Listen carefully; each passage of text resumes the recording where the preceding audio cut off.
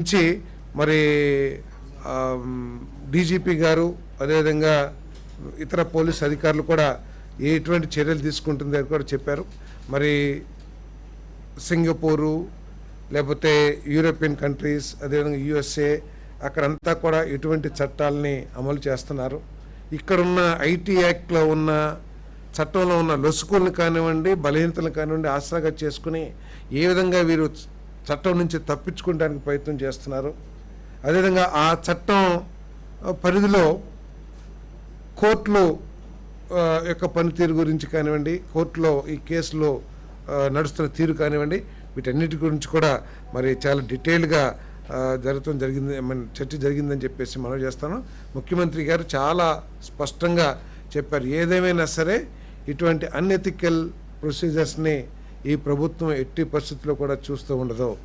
వారు ఎవరైనా సరే ఎవరినైనా ఆడపిల్లల్ని కించపరిచే విధంగా కానీ, మహిళల్ని కించపరిచే విధంగా కానివ్వండి, లేదు ప్రభుత్వం మీద అబద్ధాలు ప్రచారం చేయడం కానివ్వండి, లేదా కొంతమంది ముఖ్య నాయకుల్ని టార్గెట్గా చేసుకుని వ్యక్తిత్వ హననానికి పాల్పడే ప్రయత్నం చేస్తాం కానీ చట్టంలో ఉన్న మరి అన్ని అవకాశాలను సద్వినియోగం చేసుకుని మరి లీగల్గా కూడా స్ట్రాంగ్ చేసి మరి చర్యలు తీసుకోవాలని చెప్పేసి కూడా మరి ముఖ్యమంత్రి గారు ఆదేశించడం జరిగింది.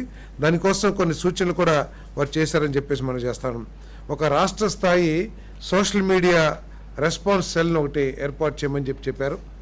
అదేవిధంగా సోషల్ మీడియా దుర్వినియోగం జరుగుతున్నట్లు ఆరోపణలు పరిష్కరించడానికి రాష్ట్ర స్థాయి టాస్క్ ఫోర్స్ కూడా ఏర్పాటు చేయమని చెప్పేసి చెప్పడం జరిగింది. సోషల్ మీడియాతో దుర్వినియోగం, విద్వేషం మరియు వ్యక్తిత్వ హననానికి వ్యాప్తి చేసే హ్యాండిల్స్ను గుర్తించడానికి ఆధునిక ఫోరెన్సిక్ టూల్స్ని మరి సమకూర్చుకోవటానికి నిధులు కూడా ఏర్పాటు చేయమని చెప్పేసి కూడా మరి ముఖ్యమంత్రి గారు ఆదేశాలు ఇవ్వడం జరిగింది.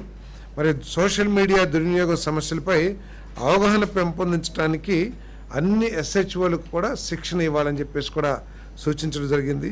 సైబర్ ఇన్వెస్టిగేషన్పై అవగాహన, పరిజ్ఞానం కలిగిన పీపీలను నియమించుకోవాలని చెప్పేసి కూడా చెప్పారు. అవసరమైతే పోలీస్ డిపార్ట్మెంట్ కూడా దీంట్లో అవగాహన ఉన్న వ్యక్తుల్ని, పీపీలని వారు సెలెక్ట్ చేసుకుని ప్రభుత్వానికి రికమెండ్ చేసినా కూడా చేసే ఆలోచన కూడా చేయమని చెప్పేసి కూడా మరి ముఖ్యమంత్రి గారు సూచన చేయడం జరిగిందని చెప్పేసి మనం చేస్తాను.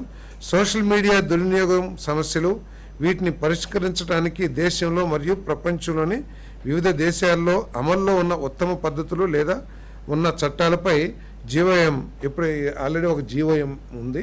దాంట్లో ఇది కూడా టర్మ్స్ ఆఫ్ రిఫరెన్స్లో చేర్చి దీని మీద కూడా స్టడీ చేయమని చెప్పేసి, అధ్యయనం చేయమని చెప్పేసి ఆదేశాలు ఇవ్వడం జరిగిందని చెప్పేసి మనం చేస్తాను.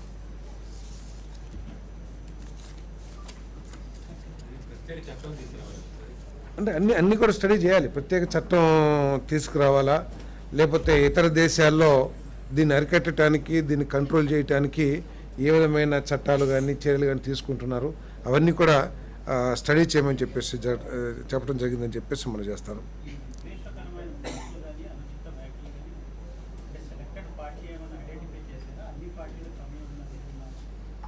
కొన్ని పార్టీలు జనరల్గా ఉండేవి మనం చూస్తాను. కొంతమంది రాజకీయ నాయకులు లేకపోతే ఎవరైతే వీళ్ళని సపోర్ట్ చేస్తూ మాట్లాడుతున్నారో వారి సపోర్ట్ని ఆసరాగా చేసుకుని కూడా ఇటువంటి విద్వేషాలు రెచ్చగొడటానికి కూడా కొంతమంది ప్రయత్నం చేస్తున్నారు. ఇంకా ఐడెంటిఫై చేయలేదు కదా. ఇక డిపార్ట్మెంట్ ఒకసారి వర్క్లోకి ఇప్పుడు ముఖ్యమంత్రిగా సూచనలు చేశారు. దీని మీద దే విల్